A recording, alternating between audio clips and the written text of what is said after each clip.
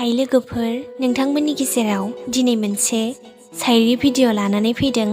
शायरीखौ लिरदों बिथांनि रन्जय बसुमतारी, डिस्ट्रिक्ट चिरां, भिलेज गोजोनपुरी। दानिया फैदो बिथां अनाय शायरीखौ दान्दिसे सम खोनासंलांदिनि। अनोमोन आं नोंखौ थार गोसोजोंनो, मोजां मोनोमोन आं नोंखौ थार गोरबोजोंनो। नाथाय नोंदि आंनि बेफोरबादि अननाय मोजां मोननायखौ एसेबो बुजियासै।